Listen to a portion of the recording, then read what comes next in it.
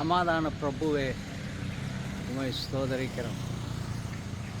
பிரியமானவர்களே, ஒரு பக்தி நிறைந்த ஒரு தாய், ஒரே ஒரு பையன், அவன் படிக்கிறான். இந்த அம்மா அவனுடைய மேல் படிப்புக்காக வேறொரு ஊருக்கு அவனை அனுப்புகிறாங்க.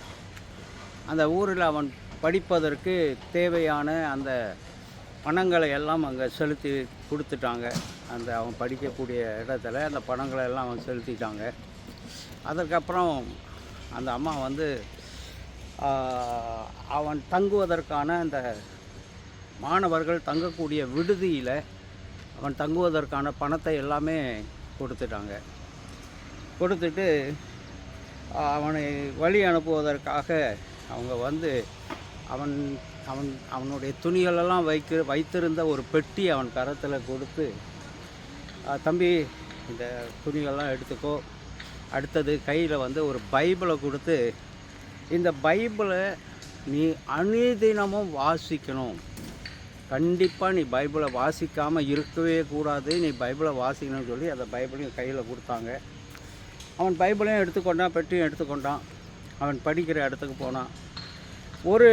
ஒரு தவணை படிப்பு முடிந்தது. இரண்டாவது தவணை படிப்பு முடிந்தது. இந்த இரண்டாவது தவணை முடிவில் அந்த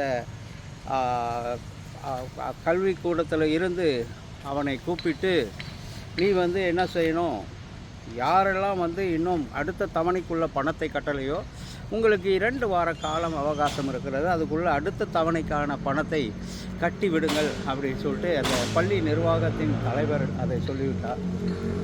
உடனே இவனும் தன் தாயாருக்கு ஒரு அழைப்பு விடுக்கிறாமா, காசு கட்ட சொல்லிட்டாங்க, எனக்கு காசு அனுப்பி வைங்க அப்படின்னு சொன்னால் அவங்க அம்மா சொல்கிறாங்க, பைபிளை எடுத்து படி அப்படின்றாங்க. அவன் கோபமாக, என்ன நீங்கள் நான் காசை கேட்டால் பைபிளை படின்றீங்க அப்படின்ற, இல்லை நீ பைபிளை எடுத்து படி அப்படின்ட்டு அவங்க அம்மா சொல்கிறாங்க. இவன் கோபத்தில் அவன் பேசுவதை நிறுத்தி கொண்டான். அடுத்தது 1 வாரம் கழித்து மீண்டுமாக அவனை கூப்பிட்டு அந்த நிறுவனத்தினர் சொல்கிறாங்க, நீங்கள் பள்ளி கட்டணம் இன்னும் 1 வாரம் இருக்குது, அதுக்குள்ளே கட்டிடணும், இல்லைன்னா நீங்கள் இங்கே படிக்க முடியாதுன்னு சொல்லிடுறாங்க. அவனுக்கு ரொம்ப ரொம்ப என்ன செய்யறதுன்னு தெரியல. கால் பண்ணுறாம்மா, காசு கேட்குறாங்கம்மா, காசு அனுப்புங்கம்மா, காசு கேட்குறாங்க, இல்லைன்னா இந்த இடத்துல விட்டு அனுப்பிடுவாங்கன்னு. அவங்க அம்மா சொல்கிறாங்க, பைபிளை எடுத்து வாசி அப்படின்னு சொல்கிறாங்க. பைபிளை எடுத்து வாசிக்க சொல்கிறீங்க, உங்களுக்கு அறிவு இருக்கா இல்லையா, நான் பணத்தை கேட்டால் பைபிளை வாசின்னு சொல்கிறீங்க அப்படின்ட்டு அவங்க அம்மாவை திட்டுறான். அவங்க சொல்கிறாங்க, நீ பைபிளை எடுத்து வாசி அப்படின்னு சொல்கிறாங்க. அவன் ரொம்ப கோபத்தோடு போயிடறான். 2 நாட்களுக்கு முன்பு மீண்டுமாக அவங்க கூப்பிட்டு அவங்ககிட்ட சொல்கிறாங்க, நீ என்ன செய்யுங்க, எல்லாம் உங்களுடைய அடுத்த தவணைக்கான கட்டணத்தை இந்த 2 நாளில் கட்டலைன்னா உங்களை நாங்கள் அனுப்பிடுவோம்னு சொல்லிட்டாங்க. அவன் திருப்பி கால் பண்ணுறான், அம்மா காசு கேட்குறாங்கம்மா அப்படின்னு சொன்னோடனே பைபிளை எடுத்து வாசி அப்படின்னு சொல்கிறாங்க. அவன் ரொம்ப கோபமாக அவங்கள திட்டிட்டு அவன் ஒன்றும் செய்ய முடியாமல் இருக்கிறான். இந்த கிழவிக்கு அறிவுன்றதே கிடையாது, வயசாயிட்டாலே அறிவு கிடையாது இதுங்களுக்கு. பைபிளை வாசித்தா பணம் வந்துடுமா, பைபிள் கொட்டுமா பணம் அப்படின்னு சொல்லிட்டு ரொம்ப கோபமாக என்ன செய்கிறான், அந்த காரியத்தை அவங்க அம்மாவோட கோபமாக பேசிட்டு அவன் 2வது நாள் கூப்பிட்டு அவனை அனுப்பிட்டாங்க. இவன் கையில் பெட்டியும் ஒரு கையில் பைபிளும் எடுத்துகிட்டு வரான். அவங்க அம்மாவுக்கு தெரியும் இவன் கண்டிப்பாக திரும்பி வந்துடுவான் அப்படின்னு சொல்லிட்டு, ஏன்னா பைபிளே வாசிக்கிறது இல்லை இவன் அப்படின்ட்டு. வேகமாக வந்தவன் வீட்டு அருகாமையில் அவங்க அம்மா வெளியே நிற்கிறத பார்த்த உடனே கோபத்தில் அந்த பெட்டியை கீழே போட்டு அந்த பைபிளை விட்டு அடிக்கிறான். அந்த பைபிள் ஒரு செவர் மேலே உளுந்து அந்த பைபிளில் இருந்து 1000 ரூபாய் நோட்டுகள் அப்படியே அப்படியே பறந்து விழுகிறது.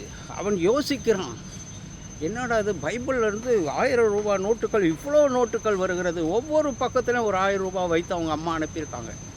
அவங்க தன் மகனை பரிசோதிக்கும்படியாக அவன் பைபிளை வாசிக்கிறானா இல்லையாடுறதுக்காக பணத்தை அதில் வைத்து பைபிளை வாசின்னு சொல்கிறாங்க. அவன் அதை கவனிக்கவே இல்லை. இப்போ தான் யோசிக்கிறான், ஏன் அம்மா நம்மளை பைபிளை வாசிக்க சொன்னாங்க, அந்த பைபிளுக்குள்ளே தான் எல்லாம் இருந்ததுன்னு சொல்லிட்டு அவன் வருந்துகிறான். பிரியமானவர்களே, ஒரு வசனத்தை நான் வாசிக்கும்போது 119வது சங்கீதத்தில் 18வது வசனம் இப்படி சொல்லுகிறது, உமது வேதத்தில் உள்ள அதிசயங்களை நான் பார்க்கும்படிக்கு என் கண்களை திறந்தருளும்.